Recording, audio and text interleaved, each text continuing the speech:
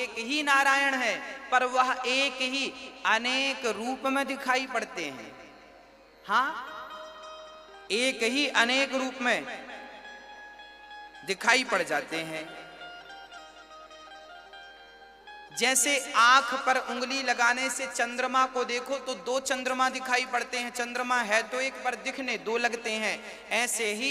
ऐसे ही परमात्मा मेरे राम तो एक ही है, पर वह दो तीन दिखने लगते हैं। एक राम दशरथ के बेटे, एक राम दशरथ का बेटा, एक राम घट घट में लेटा, एक राम पर ब्रह्म, मतलब वह एक ही अनेक रूपों में दिखने लग जाते हैं। तो उन्हें अलग अलग समझने की गलती बिल्कुल मत करना। ये वही राम है जो बिनु पग चलहि सुनहि बिनु काना, कर बिनु कर्म करहि विधि नाना।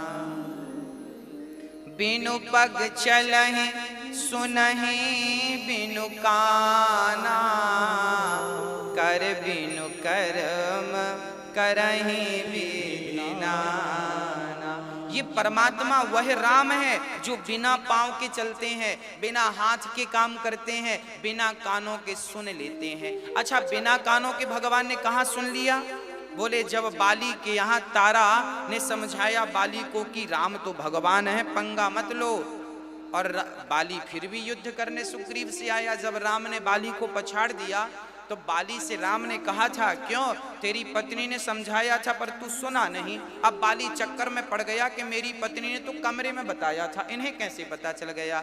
तब ये बात स्पष्ट हो गई कि ये भगवान है। ये कमरे के भीतर आप जो बात कर रहे हैं, अरे बात तो छोड़ दो, आप प्रेजेंट में जो सोच रहे हैं, आप जो सोच रहे हैं वो भी मेरे राम सुन रहे हैं। ऐसे उनके कान हैं, जो सोच रहे हैं हम वो भी सुन रहे हैं।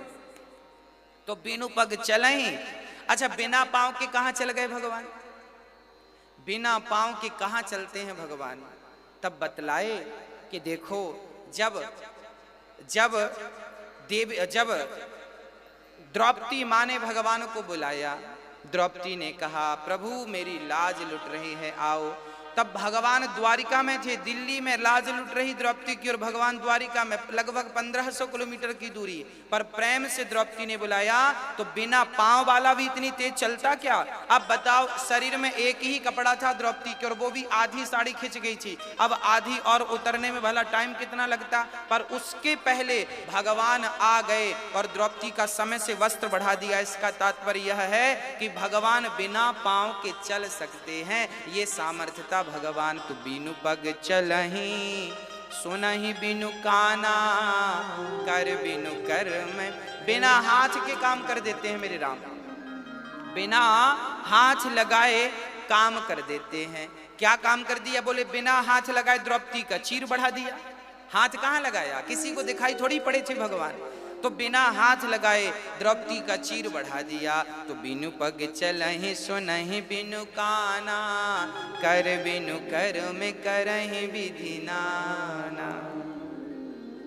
हाँ, इस प्रकार भगवान की भगवत्ता को श्री शंकर जी प्रकट कर रहे हैं। तब माता पार्वती ने प्रश्न किया कि गुरुदेव अब ये बताइए प्रभु कि भगवान अवतार राम बनकर, वह ब्रह्म को राम बनकर आने की क्या जरूरत आन पड़ी? परमात्मा को राम बन के आने की क्या जरूरत आन पड़ी? तब भगवान शिव कहते हैं, हाँ भगवान शिव कहते हैं, क्या कह रहे हैं? जब जब होय। तो शंकर जी क्या कह रहे हैं और जरा किस भाव से कह रहे हैं जरा समझिएगा। जब जब होय धर्म की हानि, बाढ़हि असुर अधम अभिमानी।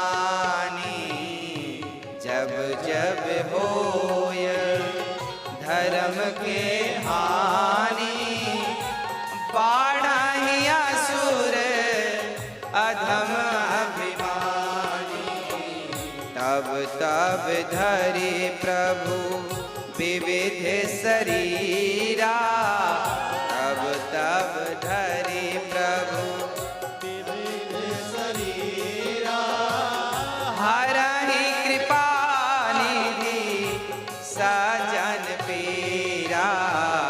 जब जब होय धर्म के हानि, जब जब होय धर्म के हानि, बाढ़हि असुर अधम अभिमानी। जब जब होय,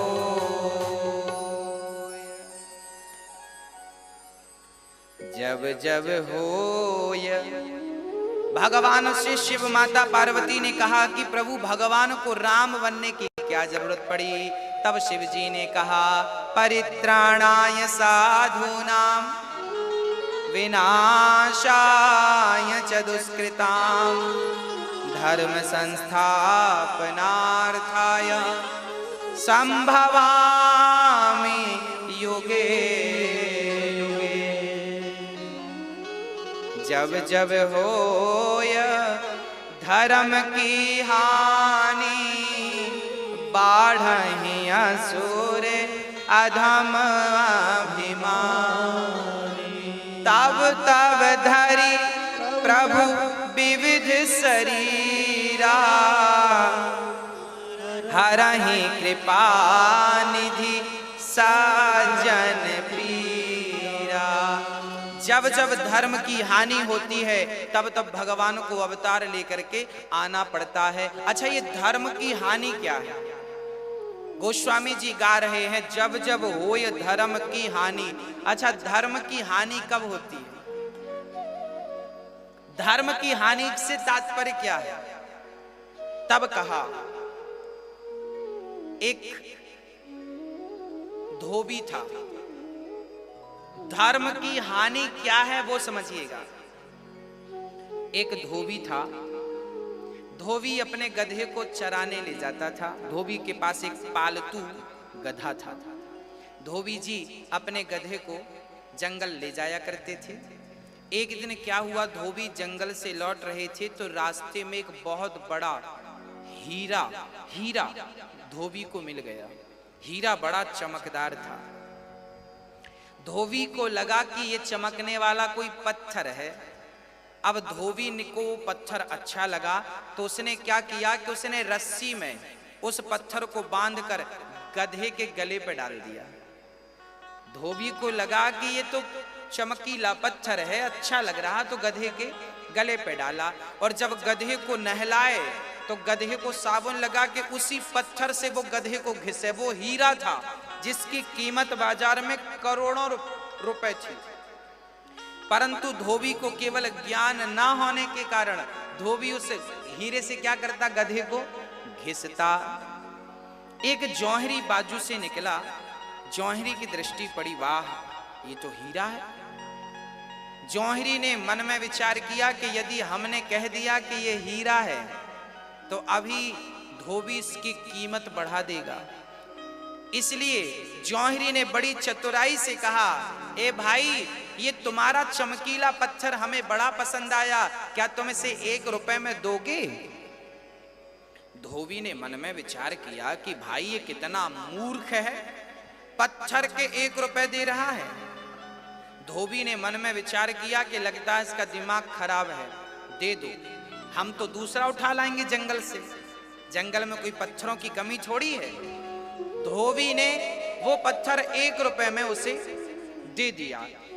अब वो हीरा जैसे ही जौहरी के हाथ में आया, वैसे ही जौहरी के हाथ में आते ही वो हीरा टुकड़े टुकड़े हो गया, टूट गया।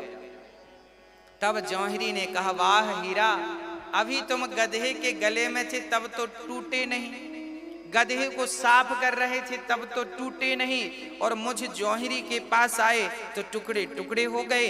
तब उस टूटे हुए हीरे से आवाज आई, जौहरी जी, अरे वो तो धोबी जानता ही नहीं था कि मेरी कीमत कितनी है। पर आप तो जानते थे कि मेरी कीमत कितनी है, फिर भी तुमने 1 रुपए आकी, फिर भी तुमने मेरा मूल्य जानकर 1 रुपए लगाया। तो अज्ञानी व्यक्ति तो मेरा जो उपयोग करता है सो करता है, क्योंकि उसे तो पता ही नहीं कुछ। पर जानकार व्यक्ति भी जब मेरा मूल्य इतना कम आकेगा तो मैं टूट जाऊंगा। वही है धर्म की हानि कि जो अज्ञानी लोग हैं वो राम राम नहीं जप रहे हैं, कोई बात नहीं, उन्हें तो पता ही नहीं है ना कि राम नाम का क्या फल है। अमेरिका के लोग राम राम नहीं जप रहे हैं, कोई बात नहीं। पाकिस्तान के लोग राम राम नहीं जपते, कोई बात नहीं। इंग्लैंड के लोग राम राम नहीं जपते, कोई बात नहीं, क्योंकि उन्हें पता ही नहीं है कि राम नाम की महिमा कितनी है और ये राम कौन है। पर हम भारत के लोग, हम तो जानते हैं कि राम कौन है। आप तो राम का मूल्य जानते हैं और आप मूल्य जानकर भी राम राम नहीं जपते। यही तो धर्म की हानि है। आप जान रहे हैं कि राम के एक नाम से पत्थर भी पानी पे तर गए। एक नाम लिखा था पत्थर पर, वो पत्थर भी पानी पर डूबा नहीं था। जिस नाम ने पत्थर को नहीं डूबने दिया वो नाम क्या आपको और हमें डूबने देगा। हम सब जान रहे हैं कि राम नाम जपेंगे तो भगवत प्रेम बढ़ेगा, भवसागर पार कर जाएंगे। फिर भी हम राम नाम को छोड़कर संसार में धन दौलत समेट रहे हैं। यही धर्म की हानि है कि हमें सब ज्ञान है फिर भी हम अधर्म कर रहे हैं। हमें राम नाम के हीरे का मूल्य पता है, फिर भी हम उस हीरे की कीमत कम आंक रहे हैं। हम सबको पता है कि राम नाम जपने से पापी से पापी तर गए, अजामिल जैसा पापी भी नाम नारायण सुन के मुक्त हो गया। आप सब जान रहे हैं, फिर भी आप गप्पे कर रहे हैं, फिर भी बकवास कर रहे हैं, फिर भी यहाँ वहाँ की बातें कर रहे हैं, फिर भी जान कर भी राम नाम नहीं जप रहे हैं। तो बताओ राम नाम फिर वो क्या होगा। जैसे हीरा टूट गया ऐसे राम नाम जब आपके भीतर भक्ति आती है और आप फिर भक्ति की कीमत नहीं समझते तो भक्ति खिन्न हो जाती है, टूट जाती, उदास हो जाती है कि मैं गई तो थी इसके पास पर इसने मेरी कोई इज्जत नहीं की, कोई वैल्यू नहीं की। अरे हीरे की कोई 1 रुपए कीमत आंकता है। हाँ, मीराबाई तो कहती है पायो जी मैंने राम रतन धन पायो।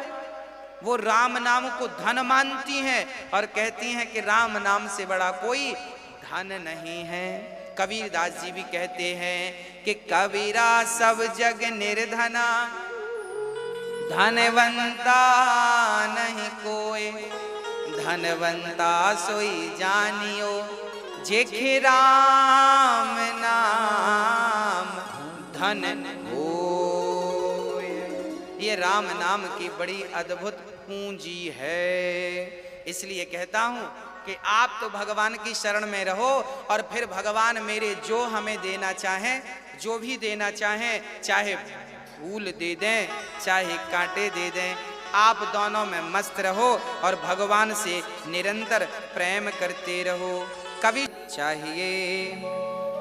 अब भगवान शिव ने कहा देवी, भगवान नारायण को, निर्गुण निराकार को राम बनकर सगुण बनकर क्यों आना पड़ा, सुनो। बोले भगवान नारायण के 2 पार्षद थे, 2 द्वारपाल, 2 द्वारपाल थे। हाँ, 2 द्वारपाल थे, 2 द्वारपाल थे। अब उन द्वारपालों में क्या हुआ जरा देखिएगा।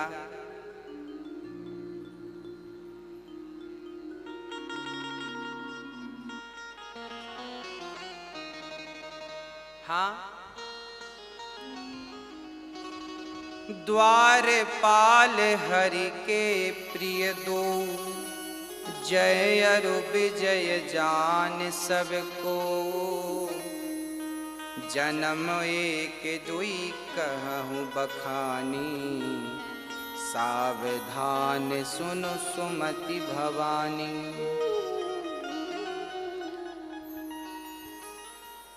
द्वारपाल जय और विजय, एक बार जय विजय द्वारपाल बनकर खड़े थे। लक्ष्मी नारायण अंदर थी, द्वारपाल बने खड़े थे। तभी सनकादि आए, सनक, सनंदन, सनातन, सनत कुमार, 4 ऋषि आए।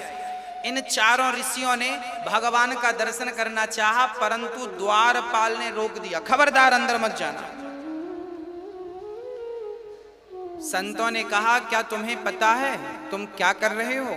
जय विजय बोले हमें सब पता है, रोज रोज आ जाते हो दर्शन करने, चलो।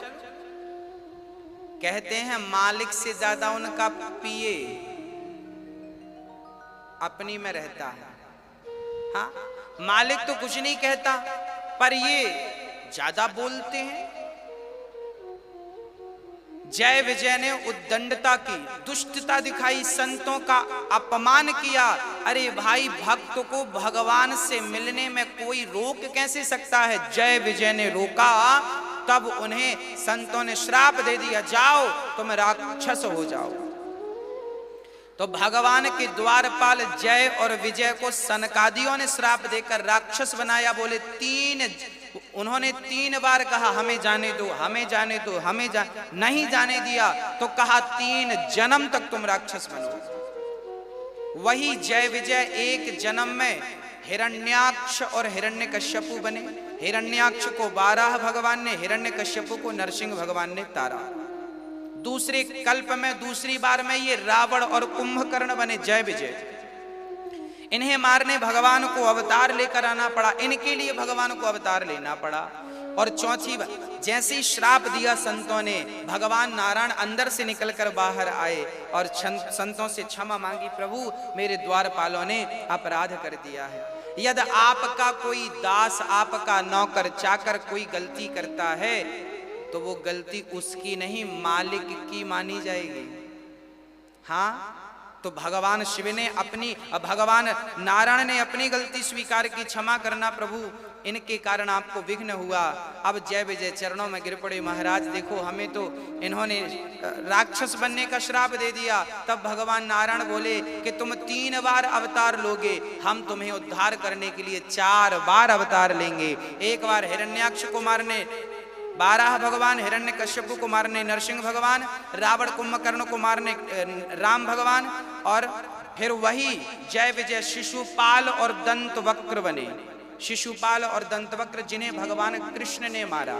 तो 3 अवतार यदि भक्त ने लिए हैं तो भगवान ने 4 बार अवतार लेकर अपने भक्त का उद्धार किया।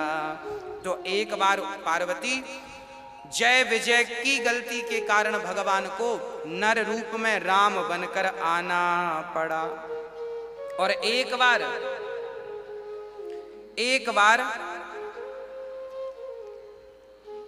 बार कश्यप और अदिति दशरथ और कौशल्या बने और इनके पुत्र राम बनकर आए। एक बार कश्यप अदिति की तपस्या पर रीझ कर भगवान ने कश्यप को दशरथ और कश्यप की पत्नी अदिति कौशल्या बनकर आई। फिर इनके भगवान राम पुत्र बनकर आए और इनकी तपस्या का वर इन्हें देकर संतुष्ट किया।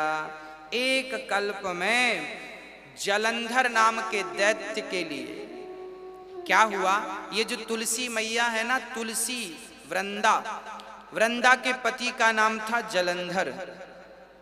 जलंधर भगवान शिव से युद्ध कर रहा था और उसकी पत्नी अर्थात वृंदा इतनी पतिव्रता थी कि इनकी पतिव्रता पातिव्रत धर्म के कारण जलंधर मर नहीं रहा था। इतनी शक्ति, कहते हैं पतिव्रता नारी चाहे तो नारायण का सिंहासन भी डुला सकती है। हाँ, पतिव्रता नारी बहुत शक्तिशाली होती, पतिव्रता। तो वृंदा इतनी पतिव्रता थी कि इनके पातिव्रता के कारण जलंधर मर नहीं रहा था। एक दिन क्या हुआ, जलंधर युद्ध करने गया, तब पत्नी बोली कि मैं पूजा करती हूँ, मैं पूजा में बैठी हूँ, आप युद्ध करके जब तक लौट नहीं आएंगे तब तक मैं पूजा से नहीं उठूंगी। और वो ऐसी पूजा कर रही थी कि जब तक वो उठती नहीं तब तक जलंधर मरता नहीं। और युद्ध कर रहे थे भगवान शंकर, तब भगवान नारायण को अब शंकर से युद्ध कर रहे हैं जलंधर और देवताओं को मार रहे हैं। अर्थात ये पतिव्रता तो थी, पर इनकी पतिव्रता की शक्ति का जो जलंधर था ना, वो दुरुपयोग कर रहा था। सदुपयोग करता तो बात तो ठीक थी, पर दुरुपयोग कर रहा था। तब भगवान नारायण को वृंदा का पति बनकर आना पड़ा। जलंधर बनकर भगवान आ गए। अब जलंधर बन के आए तो वृंदा को क्या लगा कि मेरे पति आ गए युद्ध जीत कर, और उसने पूजा छोड़ दी। और जैसे ही पूजा छोड़ी तो वहां भगवान के त्रिशूल से जलंधर का सिर कटा और यहां वृंदा के सामने आकर गिरा। तो वृंदा ने देखा मेरे पति तो ये हैं, आप कौन हैं? तब भगवान अपने चतुर्भुज नारायण रूप में आए और हाथ जोड़कर खड़े हो गए। तब वृंदा क्रोध में आकर बोली, हे प्रभु, मैं आपकी ही आराधना कर रही थी और आप तो सतियों के सतीत्व की रक्षा करते हैं, पर आपने तो मेरे पति को मरवा डाला।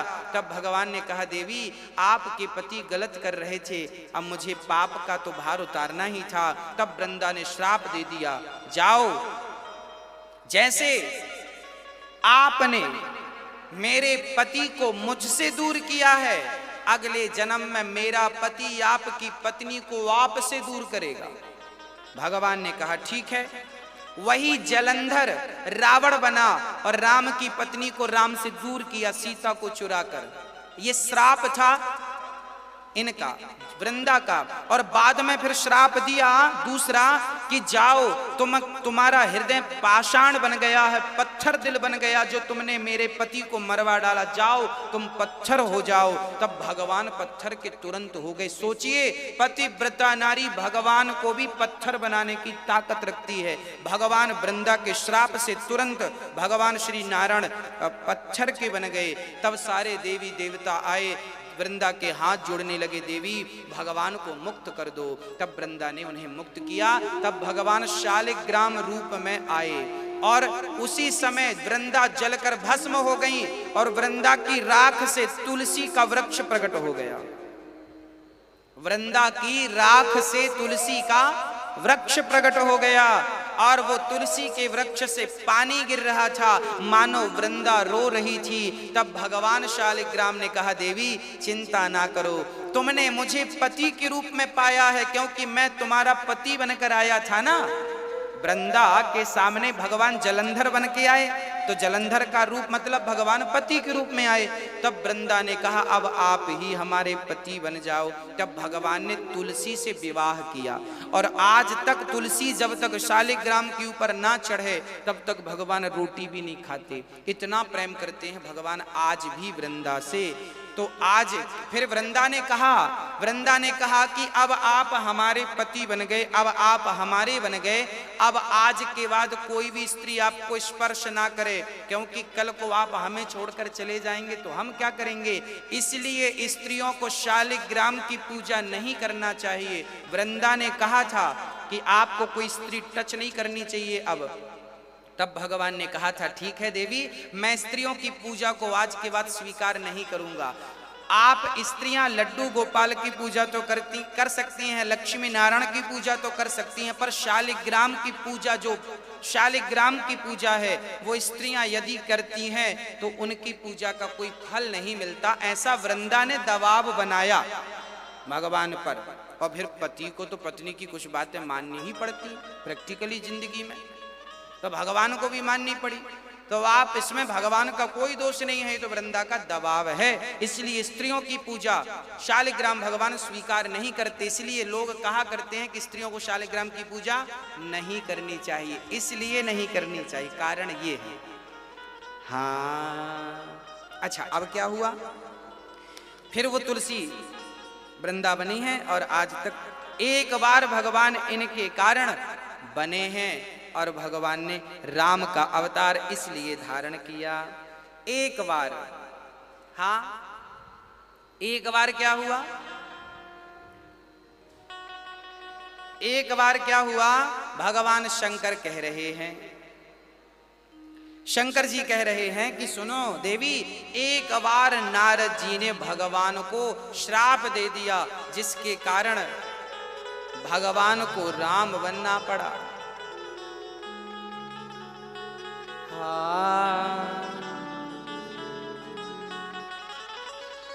नारद श्राप दीन एक बारा, कल्प एक तेहि लगी अवतारा। गिरजा चकित भई सुनिवानी, नारद विष्णु भगत पुनि ज्ञानी। कारण कवन श्राप मुनि दीन्हा, का अपराध रमापति कीन्हा।